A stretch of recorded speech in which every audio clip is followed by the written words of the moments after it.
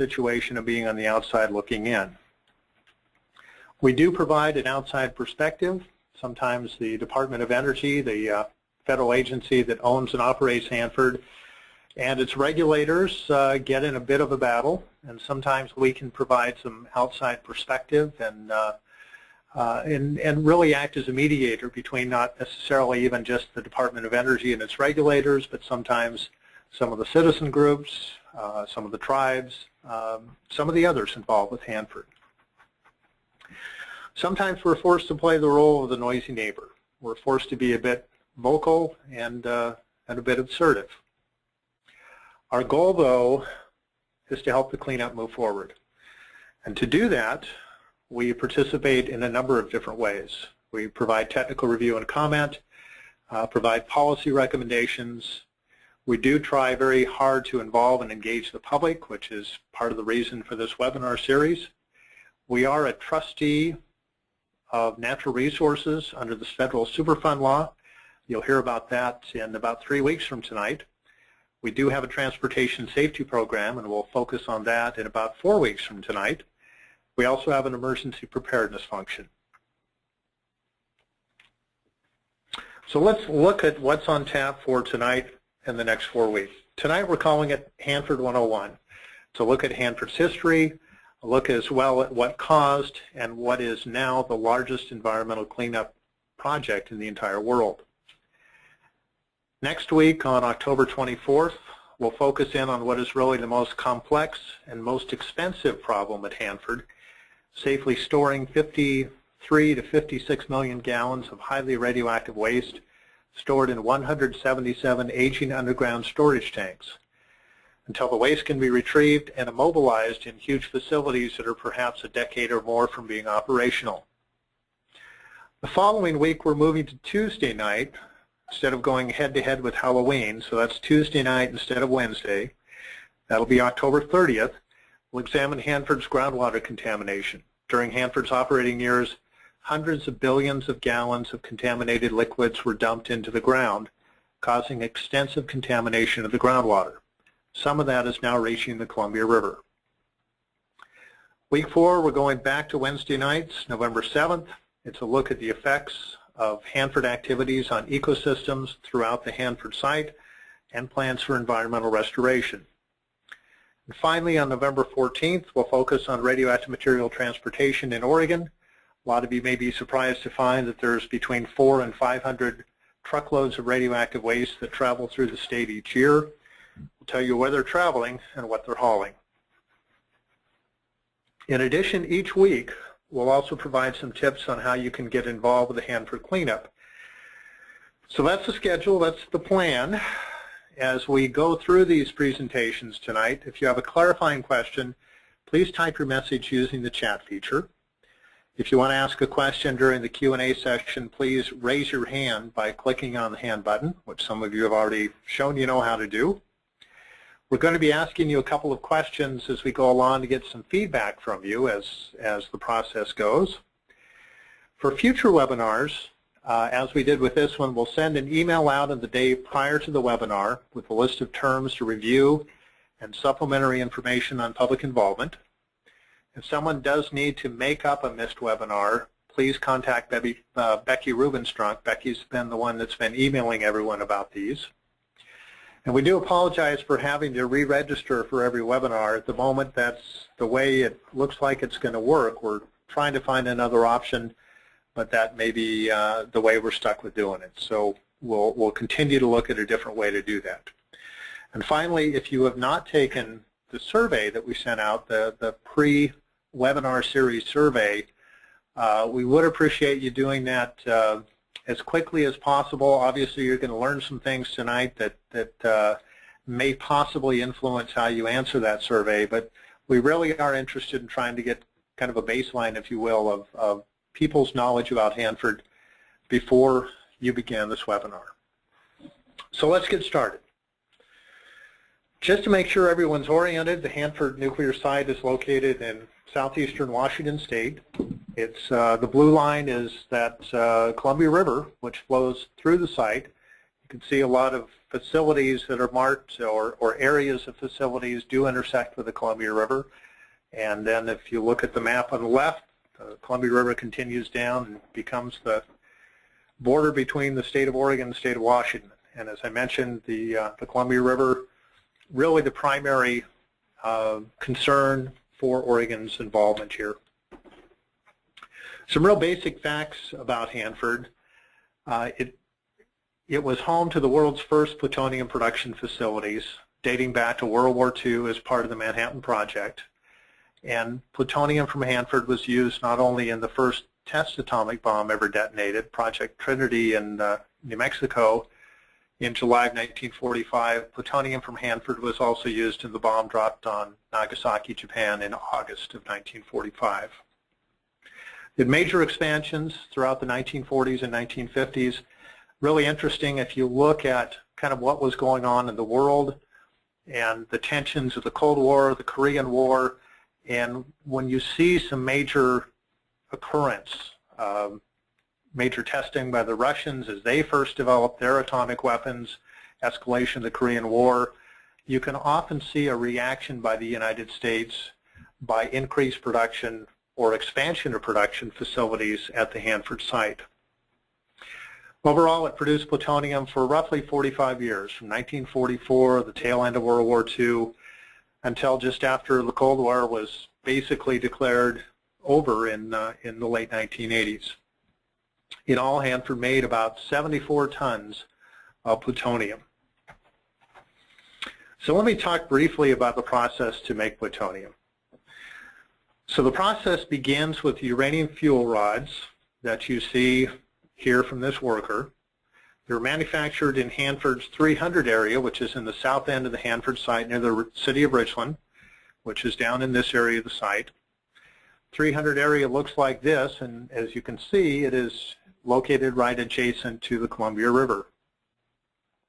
Uranium fuel was then loaded onto trains and transported to the reactors, where it was placed into the reactor itself, which is what is happening in this photo. The reactors are located on the north end of the Hanford site along the Columbia River, as you see here. So as the uranium fuel was irradiated in the reactor, new elements were created, including small amounts of plutonium. After a few months in the reactor, the uranium fuel was pushed out of the back of the reactor, gathered together, again transported by rail, first to an interim area to allow some radioactivity to decay away, and then to the processing canyons, which look like this. Processing canyons are located in the middle of the Hanford site in what are called the 200 East and 200 West areas, and you can see their location on the map there. So the uranium fuel then went through a series of acid baths and other chemical processes which extracted the plutonium from the uranium fuel. A dissolved solution of plutonium and concentrated nitric acid was taken to this facility, which is called the plutonium finishing plant, where it was turned into a metal form of plutonium, which was then sent off-site to be machined into the correct shape for insertion into a nuclear weapon. So that's the process to produce plutonium, and it produced waste every step along the way. So we're going to stop here for a moment and ask you a question.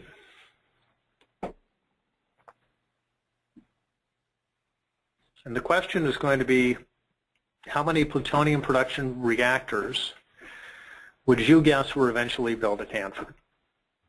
So you've got a few different choices there.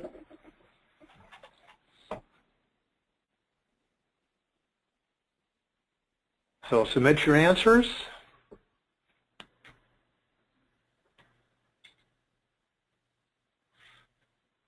And if we can look at the results here.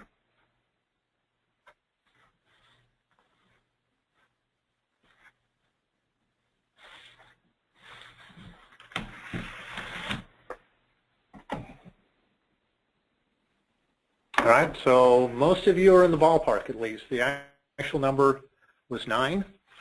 First reactor was operational in 1944. The last went operational in December of 1963.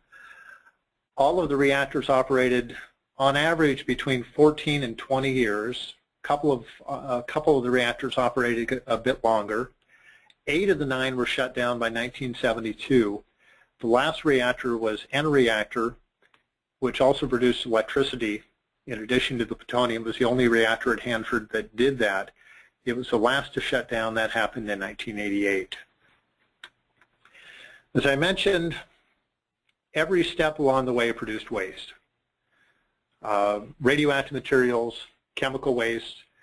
This picture here and the next one to follow are liquid waste disposal ponds. They generated so much liquid waste at Hanford in this desert environment that they had to dump it into the soil. That was their solution. And there was so much by volume that they ended up creating these artificial lakes that allowed the liquids to permeate into the soil beneath the surface, and eventually a lot of that did reach groundwater.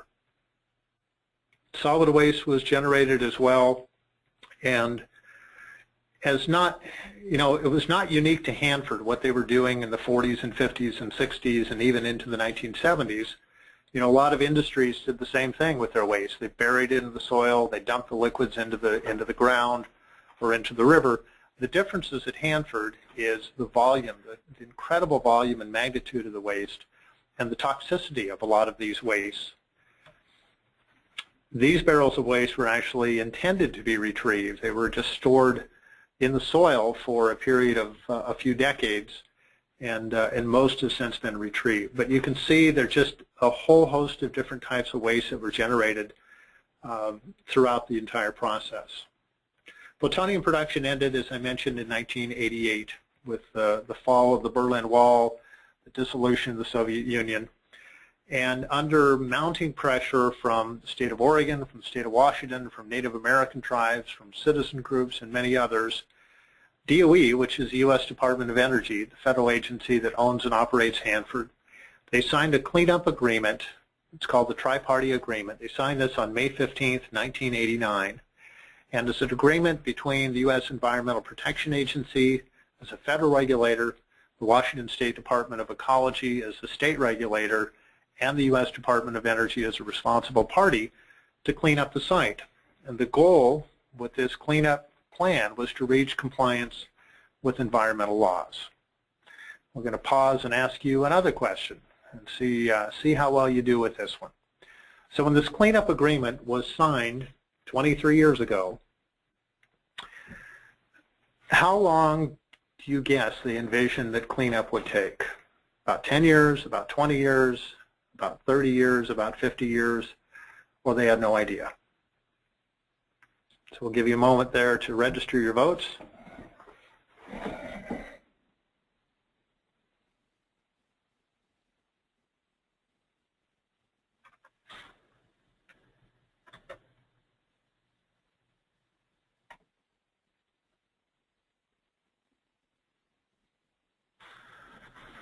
All right, so everybody's all over the board with this one. In some ways there's two correct answers to this. The kind of technically correct answer is about 30 years, because when they signed the Tri-Party Agreement in 1989, they did envision a cleanup that would last about 30 years. But I think you could also at this point say they had no idea was fairly accurate as well, because 30 years is proving to be way optimistic and entirely unrealistic. Right now, the estimates for completion of the cleanup at Hanford run into the 2060s or 2070s, and it's all going to be contingent upon funding and contingent upon the quality of the cleanup that occurs, and contingent in part about the continued activism and interest by the public and by the states of Oregon and Washington and by the Native American tribes in ensuring that the cleanup does continue. So we're looking for you maybe to play a role down the road in ensuring that this cleanup continues, and is done correctly, and is able to protect the Columbia River. So let's look at the extent of the problem that they faced when cleanup began in 1989. So we're going back 23 years. I'm going to kind of lay out for you a little bit of the different problems and the different waste forms that the Department of Energy and its regulators faced back in 1989. The biggest problem then, and still now, is nearly 60 million gallons of high-level waste stored in 177. In 1989, they were aging underground tanks. They're 23 years older now, so they're becoming even older. And at the time as well, there were some very serious and immediate safety issues associated with many of the tanks. There were hundreds of burial grounds, and the numbers at Hanford really are staggering because it's not just 4 or 5 burial grounds or 4 or 5 buildings. Usually with any of these different waste streams, the numbers are in the hundreds. Hundreds of burial grounds, hundreds of liquid waste disposal sites. You can see in the photo on the right, that long trench is a liquid waste disposal site. If you look far to the right, you can see the bright blue of the Columbia River. It was just right, very close. A lot of these liquid waste disposal trenches very close to the Columbia River. And in 1989, they were still disposing of millions of gallons of contaminated liquids each year. 500 contaminated facilities, including 9 production reactors, that we've already identified 9, and 5 chemical processing canyons. These are very large buildings, the largest about 1,200 feet in length. Some of these very heavily contaminated. I mentioned earlier the contaminated groundwater, about 80 square miles of groundwater contamination, and that's above regulatory limits. There's far more contamination in the groundwater.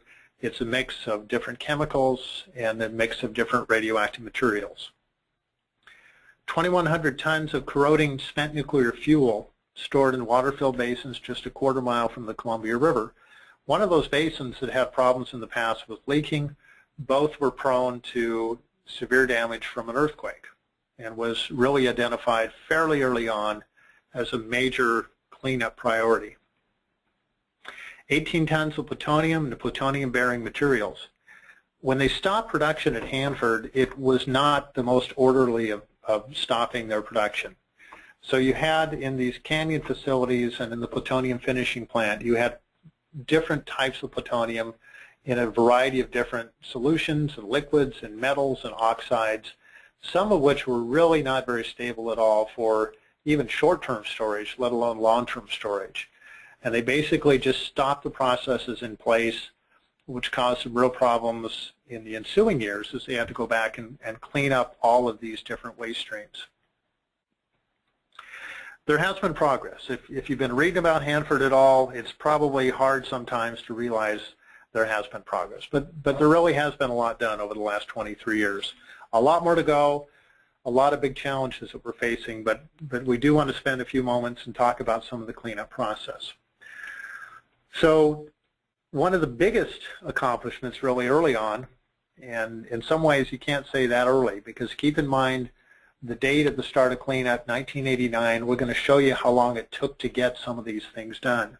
So it took them 8 years after the start of cleanup, after the recognition that we're just adding to the problem by disposing of contaminated liquids into the soil. It took them 8 years to shut off those waste streams, 8 years to figure out how to bypass either some of these waste streams that were being created or to send them to treatment facilities directly instead of dispose them to the ground. The tank safety issues were resolved, and some of those were very, very serious. There was a buildup of hydrogen in a number of tanks. Some of you may have heard of the burping tank, that you would have a buildup of hydrogen that would not be able to get through a hard crust inside the tank until there was so much pressure of the hydrogen, it would force its way through and around the crust and cause what they call the burp. And you had concentrations of hydrogen in the upper part of the tank that were potentially explosive and flammable. It took them a long time to resolve all these issues. As you can see, 12 years to do that. Of the underground storage tanks, 177 tanks in all, 149 of them are of an older design that have just a single shell of carbon steel embedded in concrete. They are not compliant under today's environmental laws. 67 of these tanks have leaked over the years. and there was concern about continued leaking as the cleanup moved along. So one of the first efforts that was started, and it did take a court action by the state of Washington to make this finally happen, was to remove the pumpable liquids. So if you think of these large tanks, some of them over 1 million gallons in size, that have maybe 3 or 4 or 500,000 gallons of waste. Some of that is in a sludge form, some of it's in a semi-solid. In some cases there's many thousands of gallons of free liquids that are easy to get to. In some cases they're pretty much ensconced within the waste in the tank. But one of the important things to prevent further problems to the groundwater was to get those pumpable liquids out of the single shell tanks. They were able to do that, but you can see it took them 15 years to accomplish that.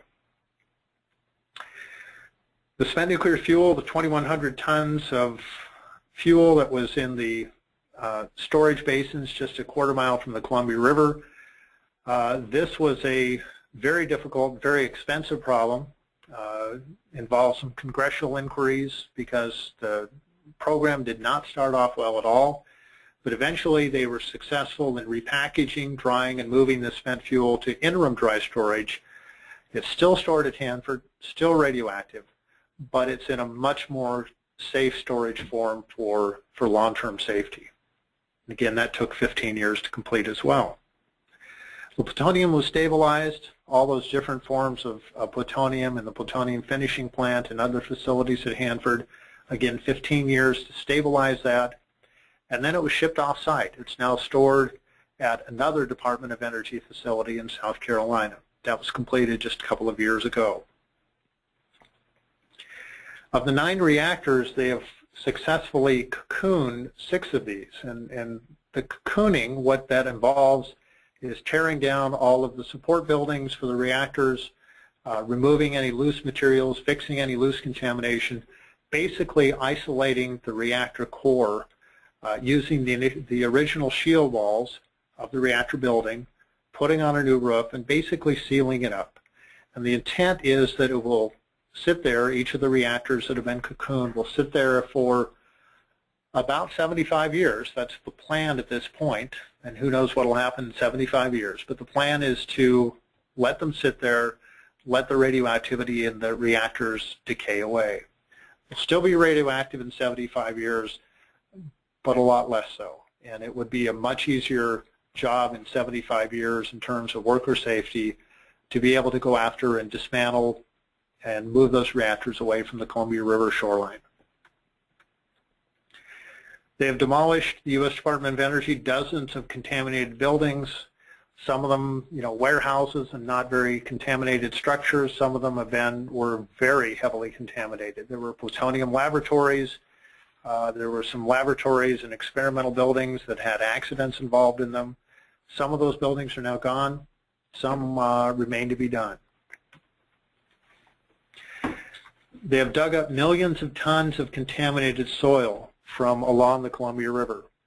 Again, that kind of V-shaped trench is a liquid waste disposal site. So when they disposed of contaminated liquids, the top few feet of that disposal area became very heavily contaminated, and there is still contamination that went down to, in some cases, fairly deep depths. But in most cases, they've gone in, they've removed the most heavily contaminated soils, hauled them away from the Columbia River. And it's probably appropriate at this point to talk about what cleanup means at Hanford. And cleanup really doesn't mean you're getting rid of the problem. You can't change the radioactive properties. If you have a radioactive material that's radioactive for 30 years or 50 years or 5,000 years, you can't change those properties. But at Hanford, you've got so much of that radioactive material as well as hazardous chemicals that are just in the loose environment that the objective of a lot of this cleanup is to get it out of the loose environment, to haul it away from the river environment, to move it up to what is a engineered disposal facility up in the center part of the Hanford site. So that's where all the building debris, that's where all these contaminated soils are going, that's where a lot of these wastes are being moved to. So they're being taken from the free environment into a more controlled environment. The second way that cleanup occurs is to really change the form of the material. We'll talk about that in a moment with the tank waste. The idea is to immobilize it. Again, it will still be radioactive, but it will no longer be able to be free and spread easily in the environment. So they've done a lot in terms of cleaning up these contaminated soils. They've also dug up dozens of burial grounds, some of them extremely difficult to deal with. This is the approach that the U.S. Department of Energy has kind of really focused in on in the past few years in terms of its cleanup. The gray area that's the outer part of Hanford forms kind of a giant C, is the Hanford Reach National Monument that was declared by President Clinton during his years in office. Most of this area was not really contaminated. It was used primarily as a buffer, and a safety and security area for the Hanford site. There were some military installations in terms of anti-aircraft missiles. There were some motor pools. There were some other, small garbage-type dumps. Those were cleaned up relatively easily when compared to the rest of the site. Eventually, the plan is to turn that into a nature preserve and allow access and hiking and some other recreational opportunities. It really hasn't started as of yet. The last 15 years or so, the federal government, Department of Energy, its contractors, and the regulators have really focused on cleaning up the green area. And they call that the river corridor. And in large part, that was really predicated upon pleas by the public and the state of Oregon and Washington and the Native American tribes that your first priority in cleanup needs to be to protect the river. And so a lot of the cleanup that's been done over the last 15 to 20 years is really focused on the river. U.S. Department of Energy has what they call a 2015 vision, and that vision had called for the river corridor to be cleaned up by 2015. They're not going to completely make it. There's one reactor area. There's a couple of burial grounds that most likely will not be completely cleaned up by 2015. And in addition, there's still extensive amounts of groundwater contamination underneath this green area, and there will be active treatment ongoing for decades to come. But for the most part, that area that is shown in green, the surface at least, will be relatively clean by the completion of 2015. The areas within the center of the site, the kind of the mustard yellow, is the 200 areas that we talked about briefly earlier. That's where the processing canyons are. That's where all 177 of the underground storage tanks are. That's where some very nasty burial grounds and liquid waste disposal sites are. That area, as the Department of Energy envisions it with that yellow color block, will likely never be released for public use. It will always, in all likelihood, be a waste management area. The brown area around that is much less heavily contaminated, again, with the exception of groundwater beneath that site. But that's the direction that they've been going. And as funds get tighter, and we'll talk about budget and money a little bit later, there has been a lot less done in the center part of the site in recent years than had originally been planned. A lot of that work was expected to have been done by now. Most of that has been deferred until later. So let's take a few minutes now and talk about the remaining challenges. And you're going to hear a lot more detail on the webinar next week that will talk about the tank waste at Hanford and the plans for treating it. But let me start with that as the largest remaining challenge. It's the most complex, the most difficult, the most expensive problem that remains at Hanford. And let me sum it up for you again. 53 million gallons high-level radioactive waste in 177 tanks. For those of you at the beginning who noted 60 million gallons, that's what they had in 1989. Through the use of an evaporator, fortunately not because of additional leaks, they've been able to reduce that volume down to about 53 million gallons. It does fluctuate a bit. You hear anywhere between 53 million and 56 million gallons. It's a large amount regardless. Stored in 177 tanks. The tanks are aging, getting much, much older. 67 are known to have leaked or are suspected to have leaked. And actually, we may find out in the next few days that that number is 68. And what's really alarming about perhaps number 68 is that is the first of the newer double shell tanks, the regulatorily compliant storage facilities. The double shell tanks that we've been counting on to last and hold this waste for another several decades until the treatment can occur. So we'll find out whether or not we have 68. We know that the leak tank waste has reached groundwater. So again, I mentioned the aging of these tanks. The oldest tank has held waste since World War II, since 1944, 68 years. They were assumed to have a design life, these early tanks, of about 20 years, 25 years. They've been holding waste for 68, as you'll hear in a few moments. Some of these tanks are probably going to be holding waste as long as 80, 90, 100 years. And the newest tank of the double shell tanks that they have at Hanford, 28 of them, the newest one is still a quarter century old. The Department of Energy's intent is to immobilize this tank waste using a technology, a process called vitrification, and possibly some other technology. It is a proven treatment technology. It's being done elsewhere in the United States. It's being done in Europe.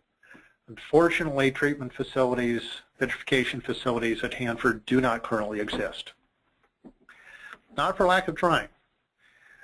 Since 2002, the U.S. Department of Energy and its contractors have been constructing a massive waste treatment facility. It's actually a collection of facilities called the Waste Treatment Plant. You'll hear more about this next week. But you can see these gigantic treatment facilities have been growing and making progress. The most recent aerial picture we have is from May of 2010. But this program has not been without its own problems. There have been issues related to design problems, more of which you'll hear about next week. There were issues concerned about seismic stability of the designs.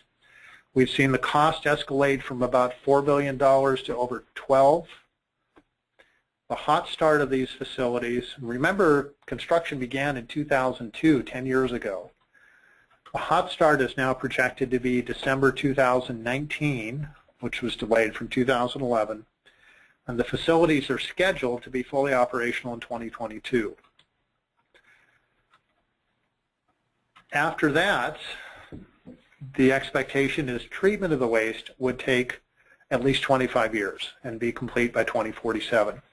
I don't think there's any of us that have been involved in Hanford cleanup for any length of time that believe it's going to come in at $12 billion, that the facilities will be all hot started by December of 2019 or fully operational in 2022. There are some major design issues that really threaten the cost, the schedule, and how long it's going to take to complete this mission, which means those tanks that we have are going to get older and have to hold the waste that much longer. So we're going to jump into another polling question here. And this question, we're going to ask you about the funding.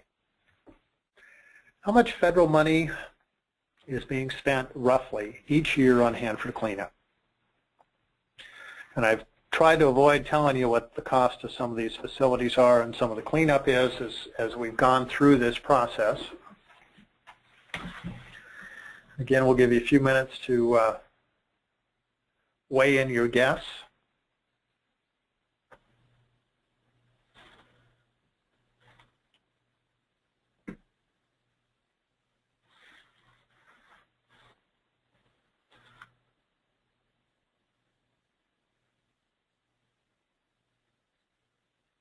So here's your results. Somewhat spread around. $1 billion being the most favored answer, $150 million being the second favored answer. The actual number is about $2 billion. It is an incredible amount of funding, of federal funding that's being provided to the Hanford site.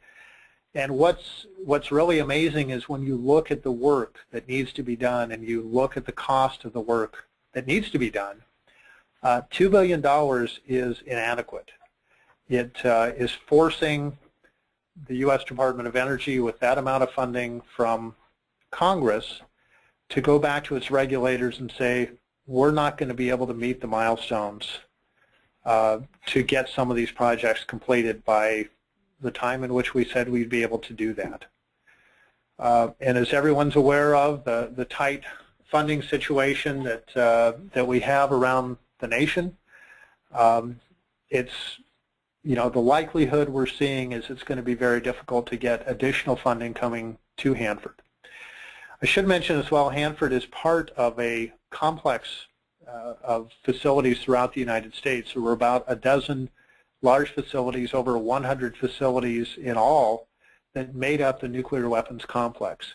And since 1989, virtually all of them have gone into some mode of cleanup.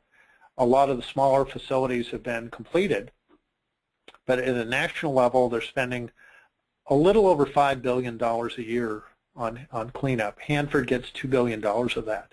So we've got other facilities, other sites around the country that are also looking to try and get an increase in funding.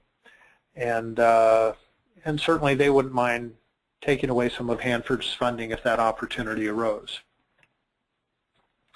Another big issue at Hanford that's yet to be decided, and there's going to be a lot of contentiousness and battles and opportunities for you, if you'd like to weigh in coming years, is really how much waste to leave in the soil. Let me give you a couple of examples at Hanford. So here's a Google Earth view of the Hanford site, and you see at the top the Columbia River. I'm going to focus in on the middle part of the site that we've talked about a little bit, what's called the Central Plateau. It's the 200 East and 200 West areas. And we're going to start first in the 200 West area, and we're going to look over here.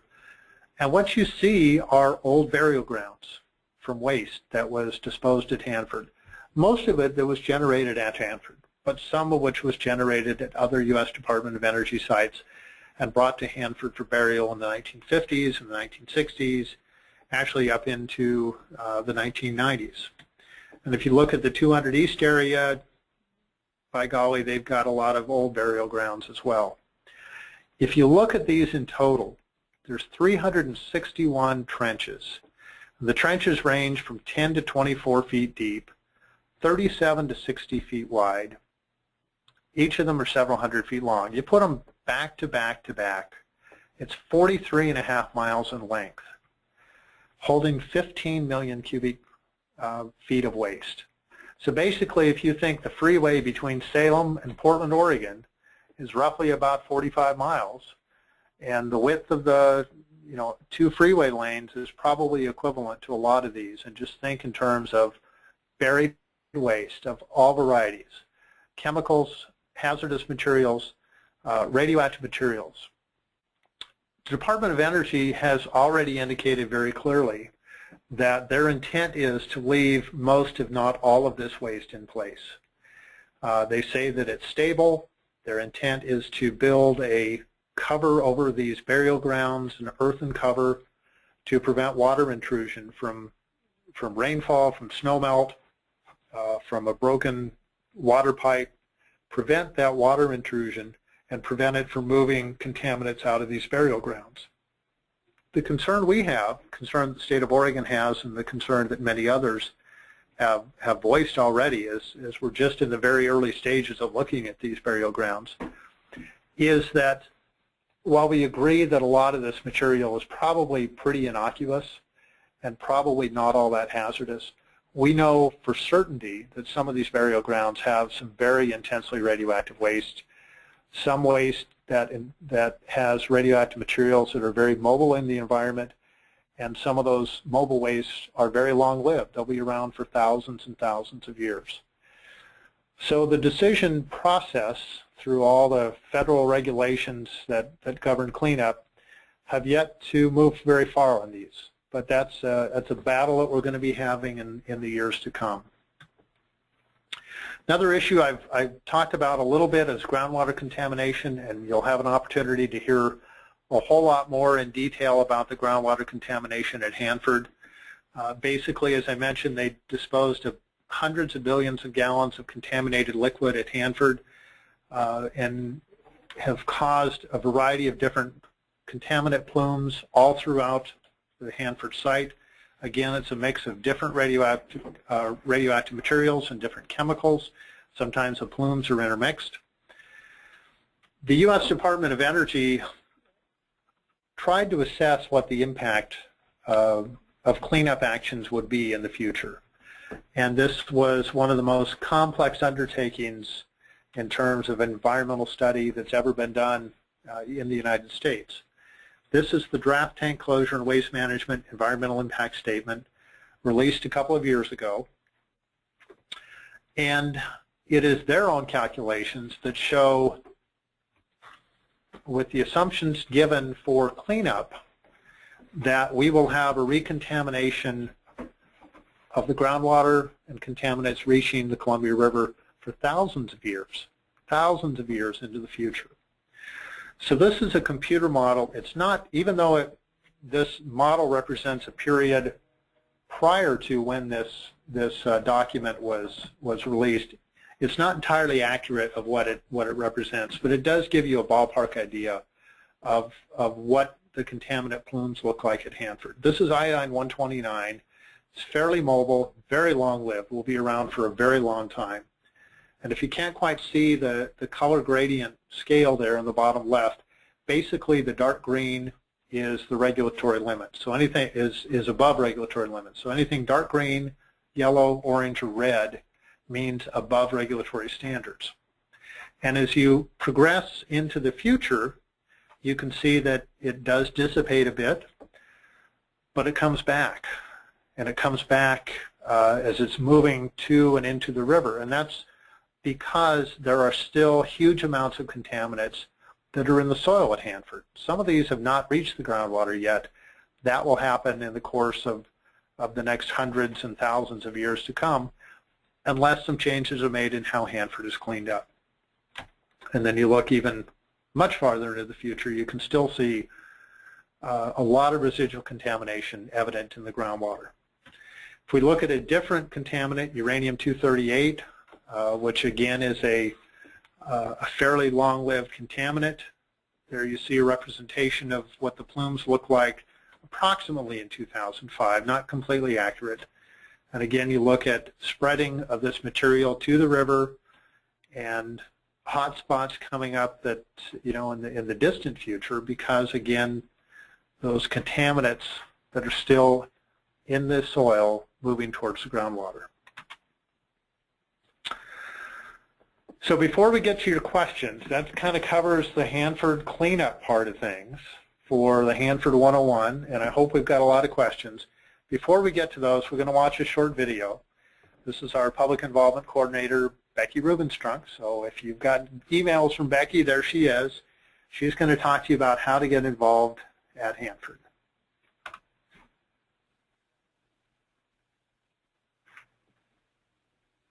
Oh, we need to get the volume up.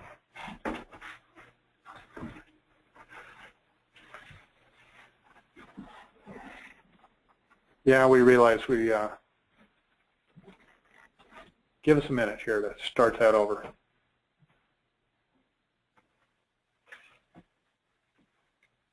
I think we're going to have to go out here a sec and let me redo my.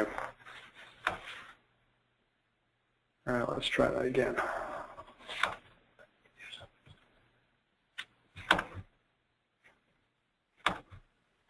All right.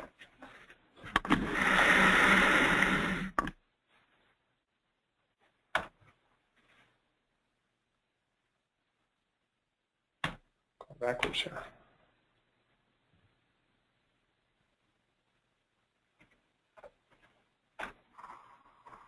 Hi, my name is Becky, and I'm the Hanford Site Public Involvement Coordinator. I'm here to talk to you about how to get involved at Hanford, and after Ken's presentation, you might have a lot of questions about what it even means to get involved there. Now, the most common type of involvement is I get involved in the decision-making process, and there are all kinds of decisions you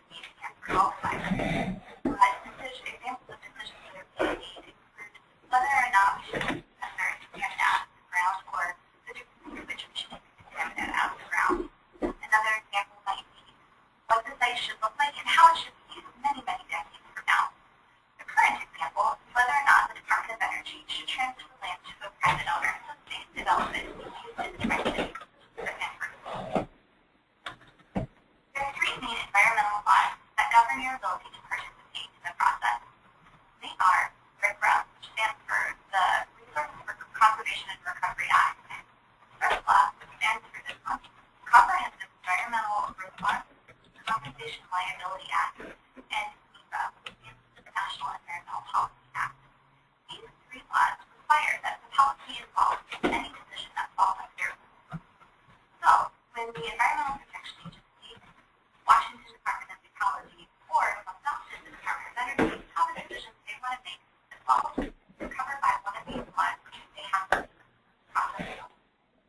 First step is the scoping process, where the agency goes to the community to identify concerns of the community members. This is so they understand what topics and what criteria should be addressed in the next step stage of the process, which is when they release a document called a draft environmental assessment or a draft environmental impact statement. Once this draft has been released, the public can review it and provide comments. And we'll cover public commenting over the next 2 weeks, so we don't need to go into it much further here. After you've provided your feedback to the agency, they use that information to incorporate into their final draft. And this is often where the decision comes. Sometimes very different cases, but we'll say for now, the process is scoping, draft document for review, and then a final decision. Public commenting is not the only method of participation, though. There are many other organizations and non-governmental organizations that have certain programs or initiatives that help people get involved. Although we'll go over them in detail in week 5, you can look on page 4 of your public involvement packet and use those sites to get to know the program. Now would be a great time to ask Ken or me any questions that you have about anything that you've heard tonight. And once we're finished with questions, we'll see you next week. Thank you so much for coming.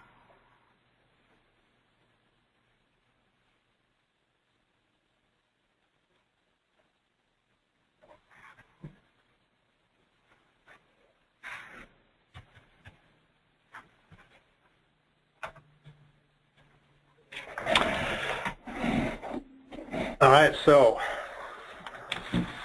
that's our presentation. So we've got a few questions have come in. So one of the questions was, do we know exactly which trenches and burial sites have what kinds of waste? We know some. We don't know it all. Some of these disposal trenches were used, again, back in the World War II era. The late 40s, the 50s, the 60s. The older you go back, the farther you go back in time, the less rigor there is, the less detail there are in the records. In some cases, the records are pretty good. But one of the things that we found at Hanford is even when you think you have a pretty good understanding of what's been buried, there have been many, many surprises. Some of the burial grounds they've gone into, they have found contaminated animal carcasses that were used in lab experiments.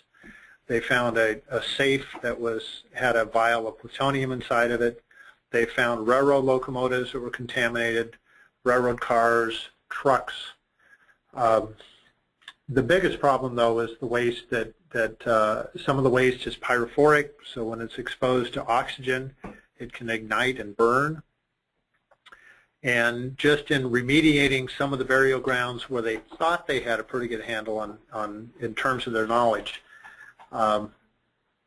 they've had difficulties in doing that. So there is a reluctance by the Department of Energy to do that. There are some things, if you take the records that they have as a starting point, if you can do some sampling, you can go into the burial grounds with probes and equipment and determine where the hot spots are, determine where the real nasty materials are. That would be our preference, to do that and to go after those wastes that really can cause a problem in the future, and the others can be left behind as Department of Energy wants to do.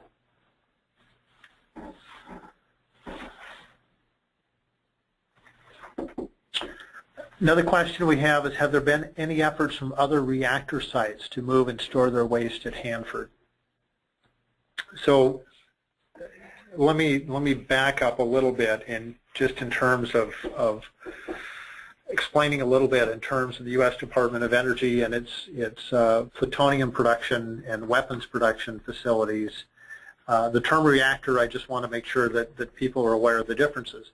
There are 104 commercial nuclear reactors operating in the United States today that produce power, so they're not part of this nuclear weapons complex. Hanford does have a nuclear reactor located on the site. It's on leased land. It's not really part of the Hanford site, but there is a commercial nuclear power reactor at Hanford. So in looking at this, and I know that the issues of waste disposal and waste storage sometimes do get intertwined, but we do try and keep them a little bit separate. One of the issues that we've had in recent years that has been a big concern for a lot of people in the Northwest have been attempts by the U.S. Department of Energy to bring other waste, and in some cases potentially huge volumes of other waste, from other sites around the country for storage, for treatment, for disposal at Hanford. As I mentioned earlier when I was showing you the pictures of the burial grounds at Hanford, Hanford has received a fair amount of waste from other U.S. Department of Energy sites, for many decades.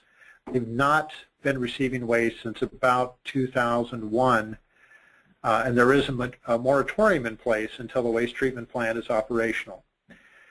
Oregon and others have strongly opposed efforts to bring more waste to Hanford. There is a couple of environmental impact statements that are in the process, which have selected Hanford as one site to consider among many. We don't believe that Hanford is likely choice for some of these missions, but it was selected in 2000 to deal with potentially thousands of truckloads of waste from other U.S. Department of Energy sites, waste that's categorized as either low-level or mixed low-level, and sometimes those terms don't really reflect the level of hazard. A lot of low-level waste is relatively benign, but some low-level waste is very extensively radioactive and can be around for a long time. So a long answer to a question about bringing other waste to Hanford. There have been attempts to do so in the past. A lot of waste has come here. We're hoping from this point out there will be very little other waste that will come to Hanford.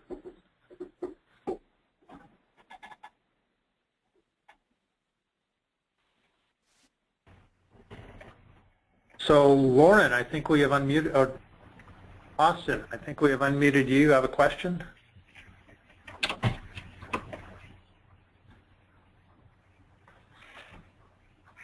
Oh, I'm sorry, it is Lauren. Lauren, we've unmuted you. If you have a question, please ask it.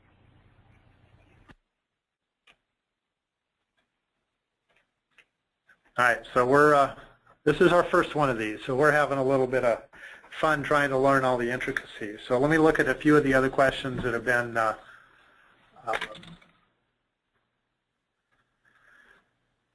sent to us via text. So one is, what's the Department of Energy's justification to keep all the waste in the burial grounds and soil? Their justification is that the level of hazard is very small, which in some cases is probably accurate, but not in all cases. A lot of it does come, frankly, down to funding. It is generally considered to be cheaper to put a cap or a cover on top of some of these burial grounds than to dig into them and remove the waste and treat the waste and move it to another disposal site. So it does get down to sometimes the interpretation of what the risk is, and we don't always agree with the Department of Energy's evaluation and interpretation of what the risk is. Sometimes we think that the thought is really not far enough into the future, that some of these decisions are a bit short-sighted. But that's one of the things that's one of the ways in which they've justified it, is that the level of risk really does not warrant the expenditure of that amount of funds to go into some of those burial grounds. So one of the questions we have as well, does the Oregon Department of Energy currently monitor radiation levels in the Columbia? What are the contamination levels, and do you expect them to change over time? There was an environmental monitoring program that began in the 1960s by the Oregon Health Department that continued until the early to mid-1990s. As I mentioned very early on, 8 of the 9 reactors at Hanford were shut down by 1972. And those reactors all used what's called a once-through cooling process that exposed the river water they used for cooling to the nuclear fuel. And so there was a lot of radioactivity from the beginning of Hanford operations up until 1972 that was disposed directly into the Columbia River. And it was, it was very easy with the right instrumentation to detect radioactivity in the river levels until, through the 1960s and up until about 1972. When that last once-through reactor was shut down, the levels dropped to virtually zero. Now, there is still radioactive material you can find in the deep sediment behind some of the dams. You can find it in some of the fish that live for a long term, such as sturgeon in the river that have been around for many decades. The river water really, you're not going to find anything any distance at all from the Hanford site, and in some cases more than just a few feet away from where the radioactive materials of the contaminants are entering the river at Hanford. The Oregon Health Division stopped their monitoring program in the middle 1990s just because they had gotten basically 25 years of zero in terms of Hanford impacts on the Columbia River.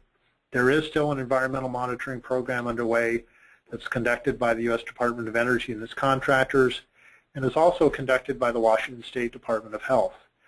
And they, as I said, they can find contaminants entering the Columbia River right at the release points. They generally cannot find it any length at all downriver from those release points.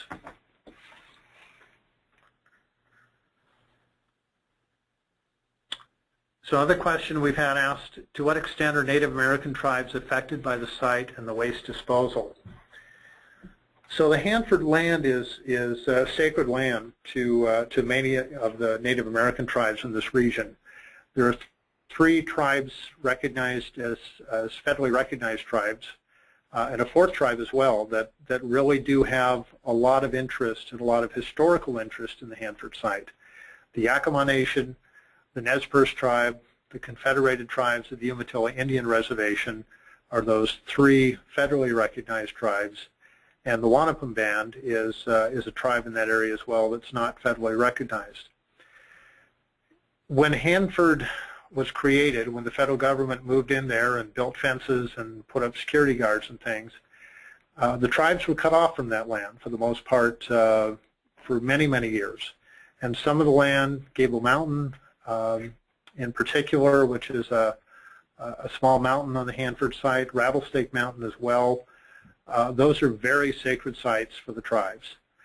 And so the tribes have been very active, all 3 tribes really, the 3 federally recognized tribes have been very active in monitoring the cleanup, in commenting on the cleanup documents, and trying to influence the cleanup decisions so that they can get access and use of what they consider their traditional lands and use the land for the plant life, the medicines, the food that they get. They're very concerned about impacts to salmon. When I mentioned earlier about contaminants getting into the river, there is one chemical, chromium, that gets into the river in a number of places along the reactor area. Chromium is toxic to fish. The Hanford Reach, which is an area near the reactors, is a very prime spawning ground for salmon. So as I mentioned earlier, when the focus has been on trying to clean up along the river shoreline, it's also been to try and get those contaminants from continuing to go into the river and causing harm to the salmon. So the tribes are very much involved. They're very involved as well in terms of some of their historic lands and preserving some of their sacred sites. And we'll see them certainly as the Department of Energy eventually leaves Hanford and some of these other entities leave, we know that the tribes will still be there for a long time to come. So another another question we've had posed. Clearly, the cleanup of the old waste is a problem. Do you feel that we have learned much in waste disposal and can manage the storage of new waste better? Yes and no. There is a huge landfill in the center of the Hanford site, and for the last 15 years or so, they have been moving enormous amounts of waste, of soil, of building debris, of contaminated clothing, contaminated equipment, a lot of other things. It certainly is a far, far better solution than what they did 50, 60 years ago.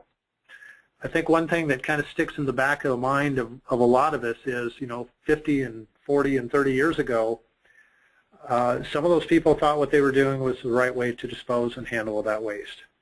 And time is proving them very wrong. And I think the thing that sticks in the back of the minds of a lot of us is we're hoping in 40 or 50 or 60 years we're not proven wrong, that some of the decisions that we're making now and some of the actions we're taking now, we're not the wrong ones. So I think we've learned a lot, certainly, as a, we've all learned in terms of the damage that we can cause to the land and to the water and to the air, and certainly that was the reasoning behind the passage of many of these environmental laws. So hopefully we are doing better than our predecessors. So another question is about the vitrification process. When it takes place, where will the byproducts be stored? And again, we'll focus a lot more on that whole question and all the issues related to the waste treatment plant and the tank waste. So the process that they're planning to use, and hopefully eventually will use, is that all the tank waste will be separated into two waste streams. There will be a highly radioactive waste stream, which they're anticipating will be about 90% of the radioactivity and 10% of the waste by volume. All of that is planned to be vitrified. And then the low activity waste stream, which is 90% of the volume and 10% of the radioactivity roughly, even those huge facilities that I showed you that are being built at Hanford, they do not have the capacity to treat that entire waste stream of the low activity waste. So some of it we know would be vitrified. The state of Washington and others have been pushing the Department of Energy to make a decision that vitrification is what should be done with all of that waste. The Department of Energy has been looking at the potential for using some other technologies to immobilize it, so that decision has not been made. But let's assume that all of this waste gets vitrified. So the low activity waste stream, again, this 90% by volume, by law would be allowed with some processes that need to happen yet. The intent is to dispose of those at the Hanford site in shallow burial. And the high activity vitrified waste, the intent for that would be stored at Hanford temporarily until the United States has a geologic disposal facility, and that the high-level waste eventually would be taken to that facility and disposed deep underground. The United States does not have a disposal facility identified or built or operating for high-level waste. We do for a different type of radioactive waste. So that's a lot of maybes and a lot of, we'll have to see how that plays out. But all of it would be stored eventually at Hanford. Some of it hopefully would leave there.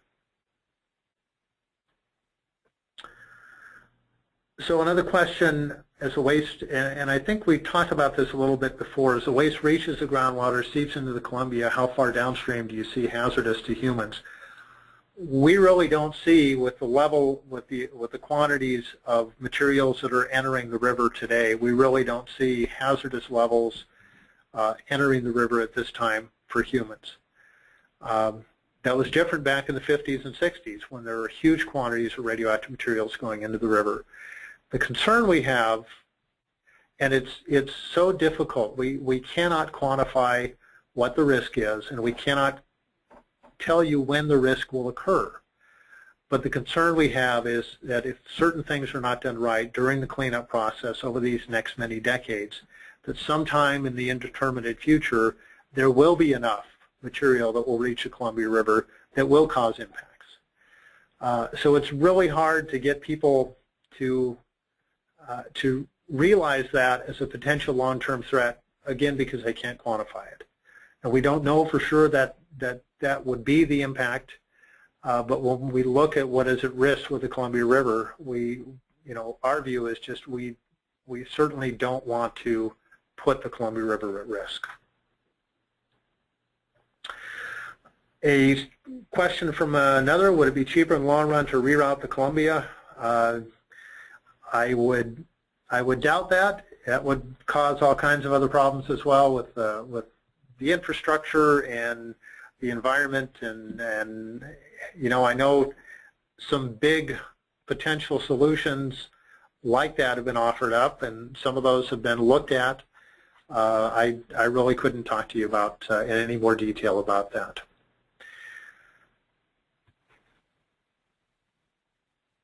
I think we've kind of covered that. So we're going through some of these questions here. So another question from one of you who obviously knows a little bit about this from his question. If this waste is from nuclear weapons production, can some of the mid-level or transuranic waste be stored at the WIPP program in Carlsbad, New Mexico? And the short answer is yes, and it is. I don't do short answers very well. I got to give you the long version. So transuranic waste is a classification of waste defined in statute, and it basically is man-made contaminants above uranium on the periodic table of elements. And really, for all intents and purposes, it's predominantly plutonium. So waste that's contaminated with small amounts of plutonium. In some cases, it's, again, fairly innocuous stuff like protective clothing and tools and things that have become slightly contaminated. In other cases, it is fairly significant quantities of plutonium.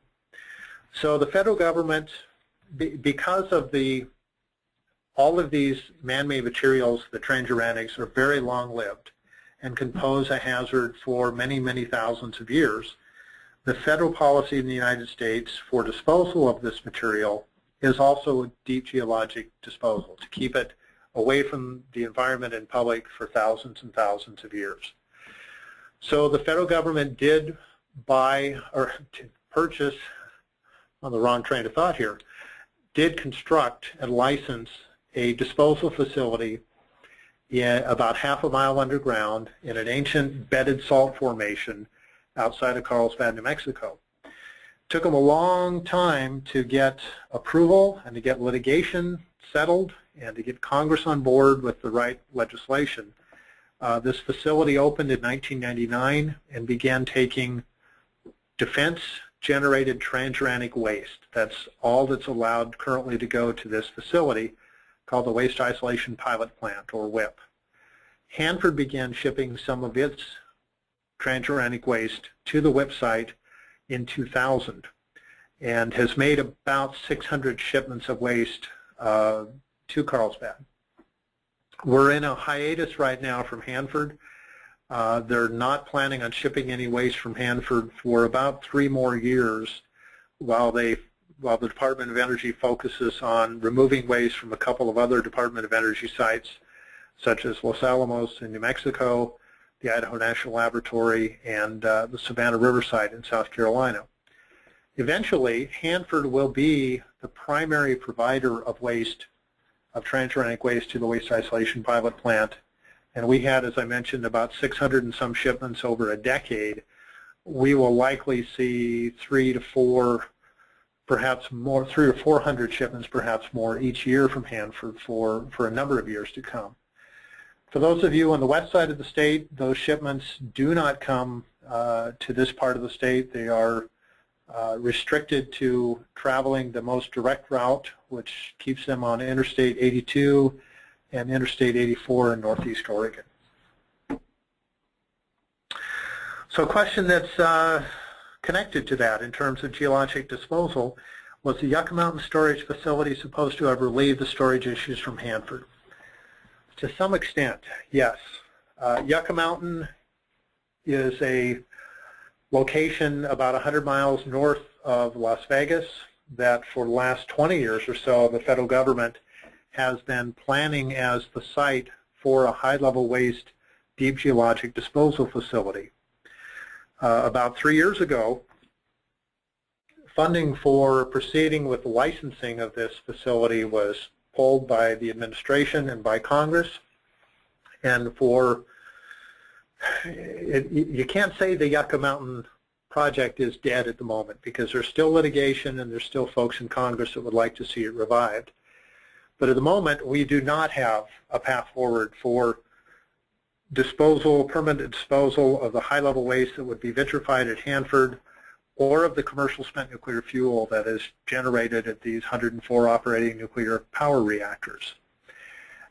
You know, one thing about Yucca Mountain is, by statute, they put a limit on the amount of waste that would be allowed to go to Yucca Mountain. The intent initially with the legislation that created the path forward for Yucca Mountain was that there would be a repository built in the eastern United States as well, though there's never really been any progress in going in that direction. Had that 75,000 metric tons of heavy metals been in place for Yucca Mountain, it is doubtful that much, if any, of Hanford's waste would have ever gone into Yucca Mountain. So again, kind of a yes and no. It was intended to take some of Hanford's waste. In practicality, I'm not sure that Hanford's waste would have ever gone there. So here's a question about, hopefully, to provide some of you with some ideas.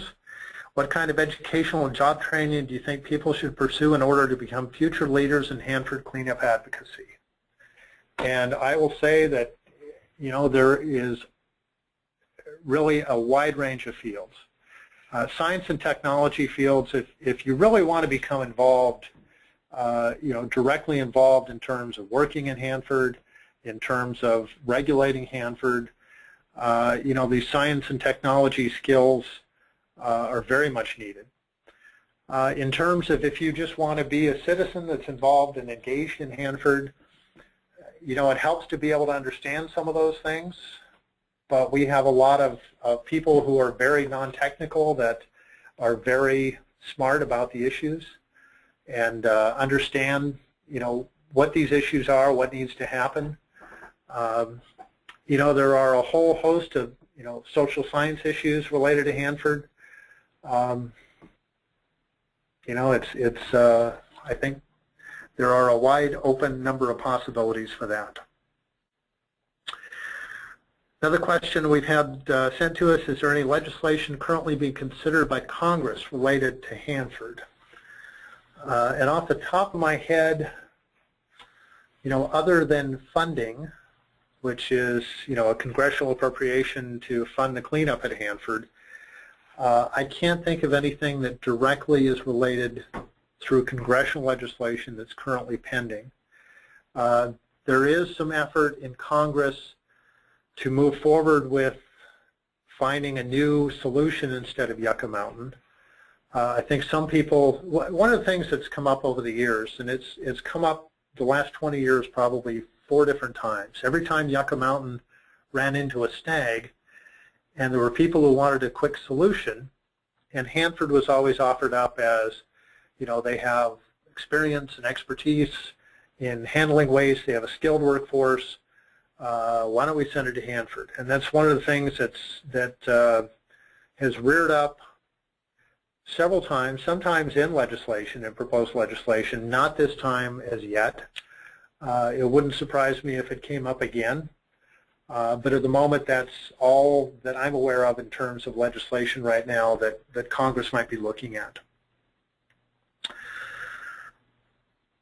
Another question from you folks, and I appreciate all these questions. It's making for hopefully a good discussion and hopefully although it's kind of a one-sided discussion, hopefully it's answering your questions.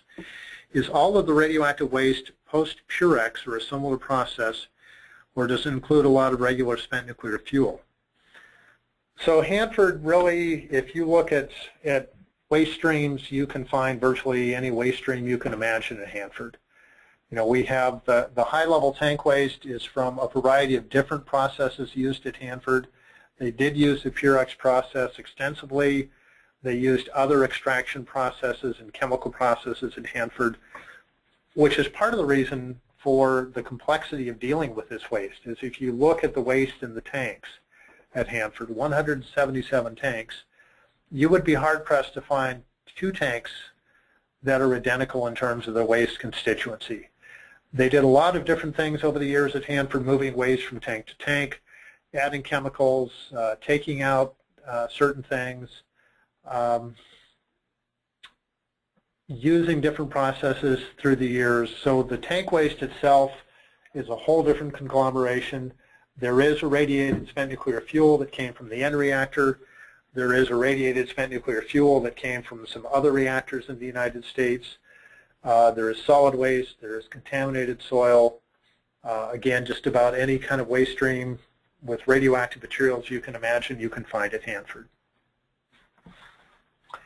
And I think we have reached the end of your questions. Did we get all the early ones? All right. So we've been going at this for a little while, and I appreciate your attention and appreciate your involvement and interest. Hopefully this was enough to bring you back for next week. Thank you as well for your time. So again, next week is, again, 7 o'clock on Wednesday night, October 24th. We'll be talking about Hanford tanks. Dirk Dunning, who's on the staff here, is a chemical engineer by training and a jack of many trades by expertise, who's been working on Hanford issues for about 20 years as well. So he's going to tell you about tank waste. He's going to tell you about what's in those tanks. He's going to tell you about the waste treatment plant in a lot more detail than I went into. And again, it is the most serious issue we face at Hanford. And we'll also have as well a public involvement tip for you, how to get involved and stay involved. Let me just mention one aspect of that is that, as I mentioned at the beginning of this, I've been involved with Hanford for 23 years. You saw my picture at the beginning. There's a little gray in the hair. You go to a lot of these Hanford meetings and you look around the room, there's a lot of gray in the hair in these. And we have had a dedicated, very engaged group of citizens involved at Hanford, many of them for 25, 30 years, even well before cleanup began.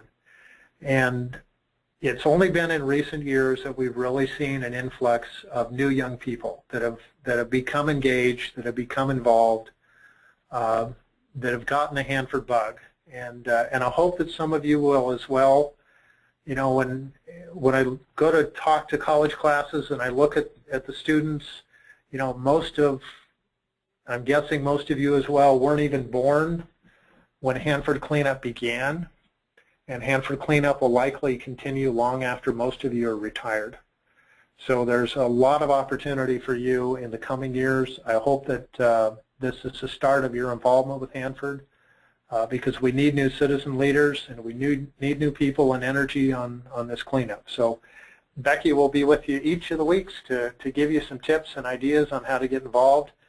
And I'll be back on the final week to wrap up with radioactive material transportation. So thank you again. We'll be talking with you next week.